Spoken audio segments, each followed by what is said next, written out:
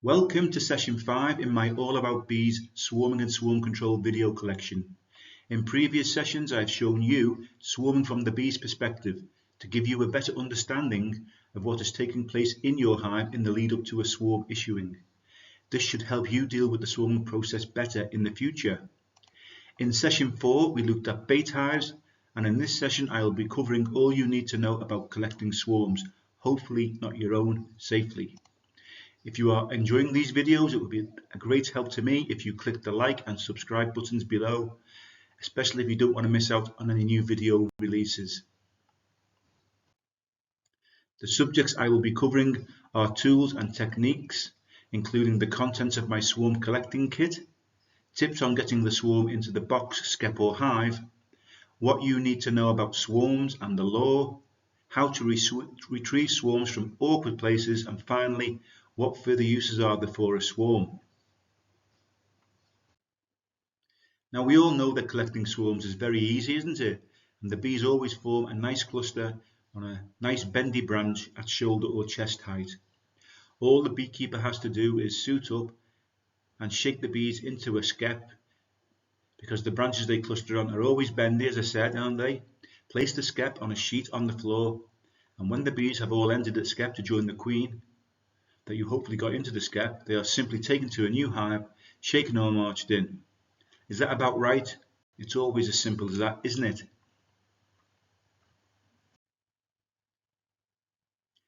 Well, it's not, is it? We all know in reality swarms can be in all sorts of awkward locations and positions, and we'll look at some of these in more detail later. Suffice to say that any beekeeper who is serious about collecting swarms must have a swarm collecting kit so he or she can adapt to whatever is found. And a good tip is to keep the kit in your car so you are ready to go at the drop of a hat. Swarms, particularly from an unknown source, can be very risky and care must be taken with them. The swarm could be riddled with varroa or disease, and as the history of the swarm is unknown, they may turn out to be bad-tempered as well. For this reason, it is advisable to take any hive swarms to a quarantine or temporary apiary if you have one, where they can be assessed, usually over 2 brood cycles for disease, before moving to a permanent apiary. Because any varroa mites will be on the adult bees in the swarm, it's a good time to treat the swarm for varroa too. Finally, your personal safety must be considered when collecting swarms. Don't take risks collecting swarms in tall trees or high off the ground, especially if you're on your own. If possible, get an assistant to help you, and if the swarm is in too awkward or dangerous a location, leave it alone and maybe place a bait hive nearby furnished with old comb. This just might save the day. How can the bees' instincts help us when we're collecting swarms?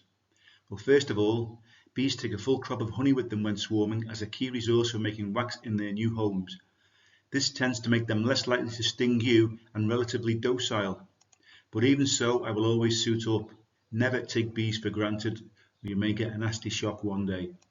The swarm is held together by a combination of queen pheromones, 9-ODA, and the Nasonov gland pheromone from the workers. While forming the cluster and clustering, bees will stick close to the queen during swarming, useful when boxing a swarm if the queen is inside. The rest will soon follow, won't they? A site the swarm stops on will have significant levels of pheromone left on it when the swarm leaves. Swarms often use the same branch to settle, so always check that first when searching for a lost swarm. After collecting the swarm, though, the bees will fly back to where they were clustered, and this should be overcome by smoking the clustering site heavily. Emerged swarms will cluster within about 25 meters of the nest or hive while the scouts seek out a new home.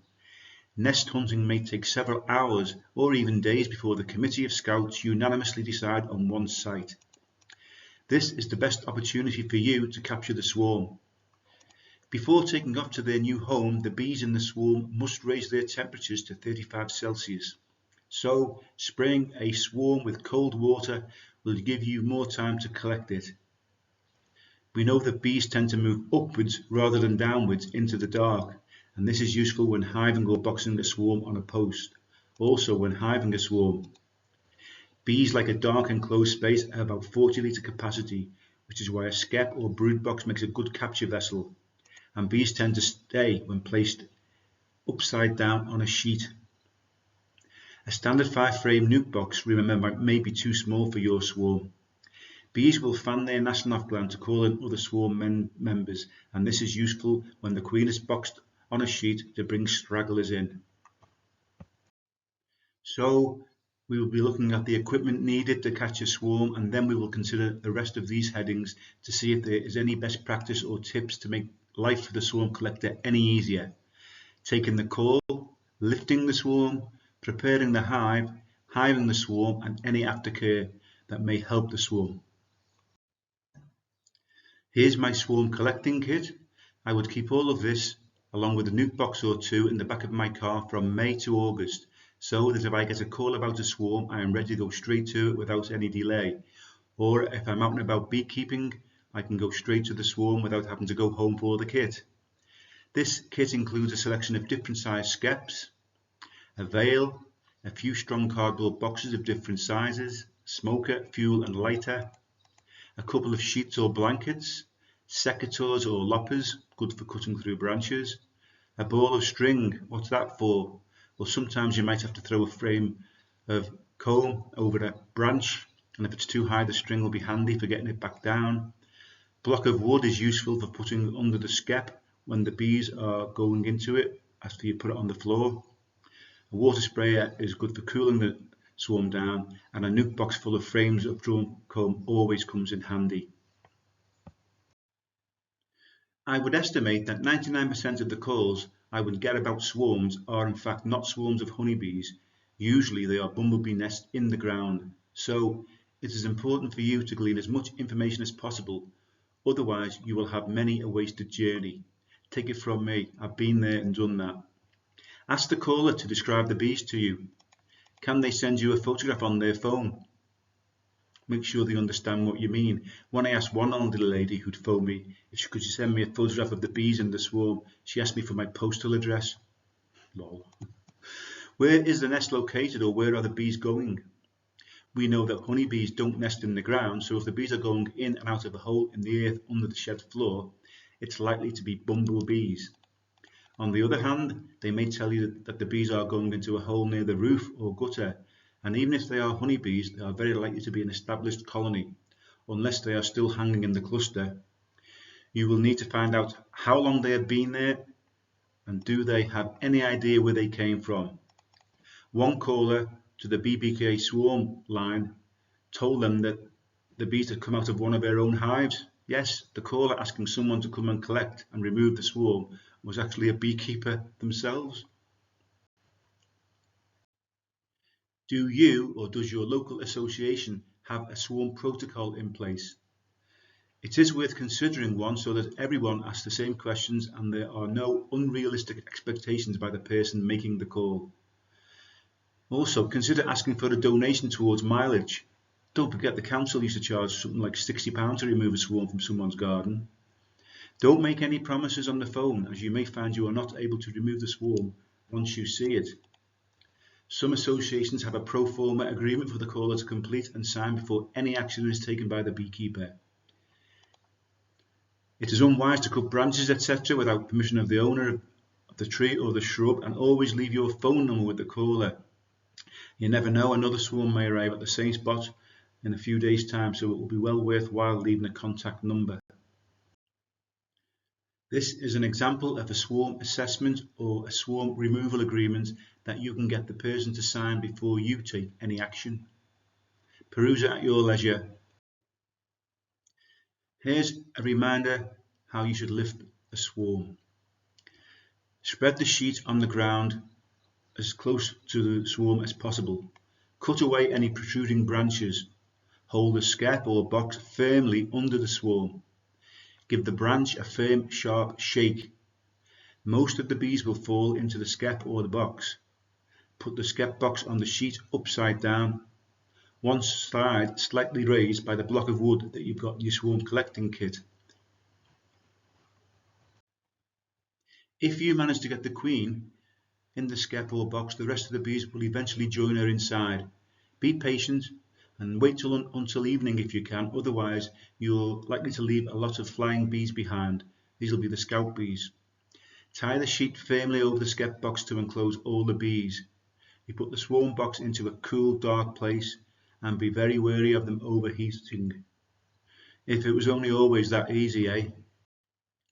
Swarms should be hived on frames of fresh foundation rather than drawn comb, and depending on the size of the swarm, they can be placed into a full-sized hive or a nucleus hive.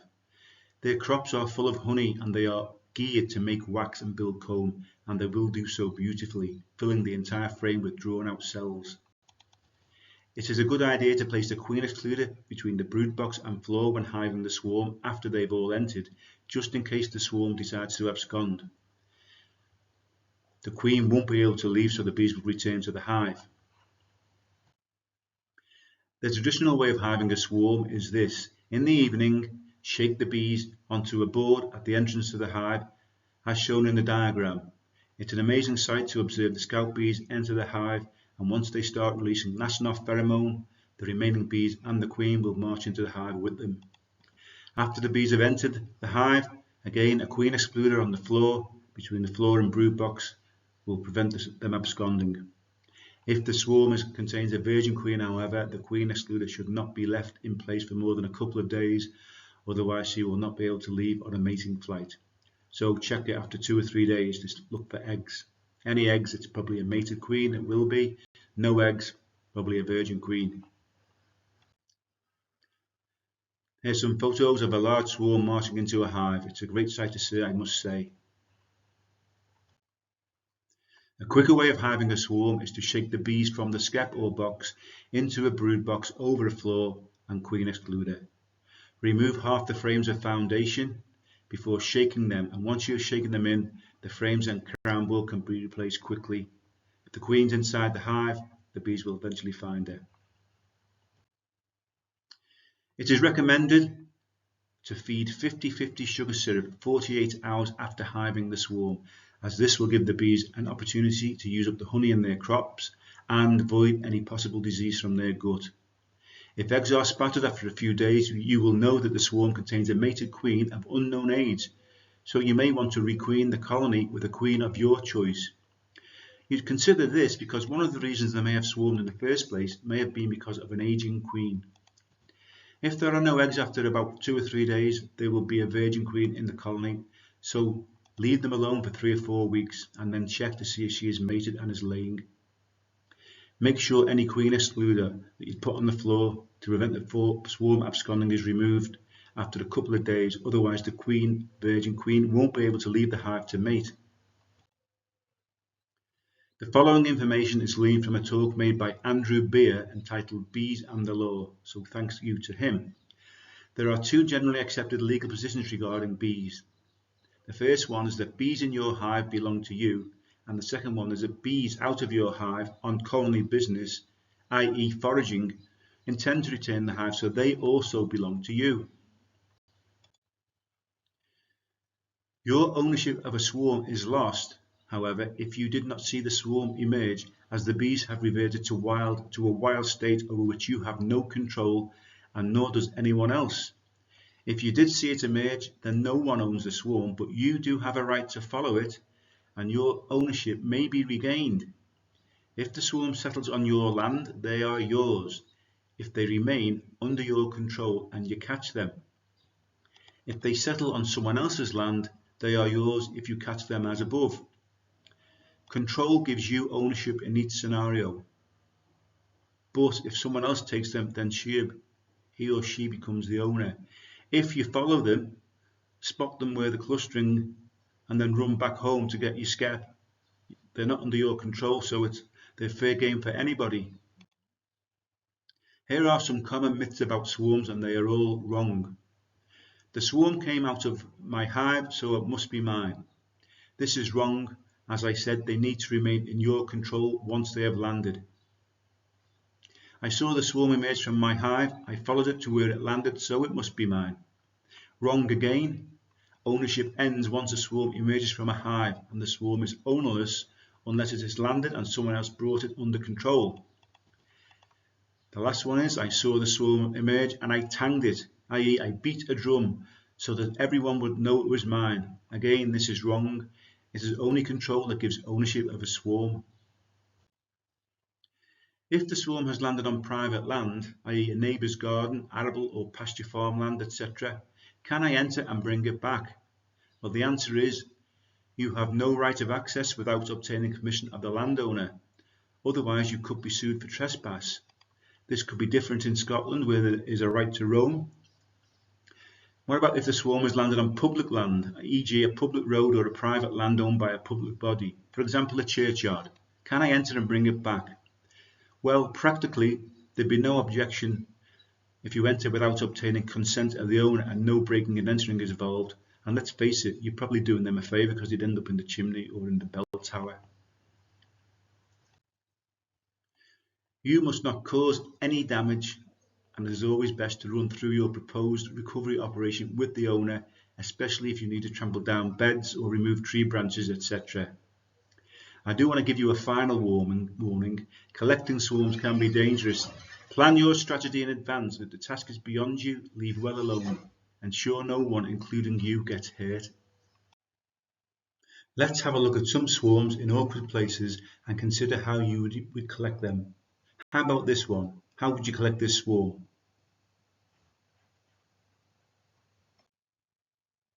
Well, we know that bees move up into the dark, so we could place a skep over the post and encourage them upwards by gently smoking the bees. Once most of them are inside the skep, place the skep on a sheet on the ground, smoke the post and wait for the rest of the bees to enter the skep. Swarms on fence posts or walls are difficult to get into a skep, so a cardboard box is very useful. You can place the straight edge of the box against the fence or post below the swarm and brush the bees into the box. Brush them into the cardboard box, the straight edge of the box aids collection, then proceed with the box on the sheet and wait until they are all inside. This is a really big swarm, and because it is on a fairly sturdy branch, it will be difficult to shake the branch and dislodge the bees into the skep. In this instance, a skep placed above the swarm is the answer, as the bees will move upwards into it, especially if you encourage them to do so with a little smoke. It looks a high up swarm, so you'd have to be extra careful regarding your personal safety.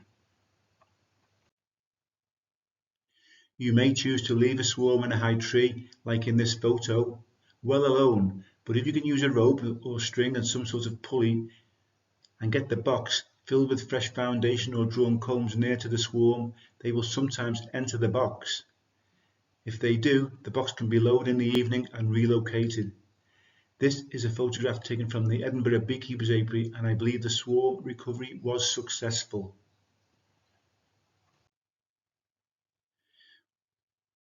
We've already mentioned your personal safety, so I want to remind you again, be careful about climbing ladders. You fall off ladders, don't you? Climbing trees isn't everyone's cup of tea, especially if, like me, you're getting on a bit. An essential piece of kit when collecting swarms in trees is a young boy or young man, as you can see in the photo. They seem to be able to shimmy up trees like monkeys. Sometimes a click queen and a swarm will congregate under the hive or on the hive stand post, as you can see in this photo. We located a skep near to the post and then brushed off all the bees onto the ground. They then marched into the skep, although it did take some time, and we were able to relocate the swarm. How would you collect these awkward swarms? You may want to cordon off the area if you can, to keep the public away. Also, as they are in public places, you may not be able to leave them until evening. If a swarm has settled in a thick hedge, if you can place the nuke box filled with drawn comb near to the swarm, they will often move in. They can smell that drawn comb a mile off, remember. But again, it may take some time. Just a word of advice on using nuke boxes for swarms, by the way. First of all, ensure the nuke box is big enough to accommodate the swarm. I wouldn't advise using the white Corex nuke boxes, which have large mesh windows for collecting swarms. In my experience, the bees don't like them.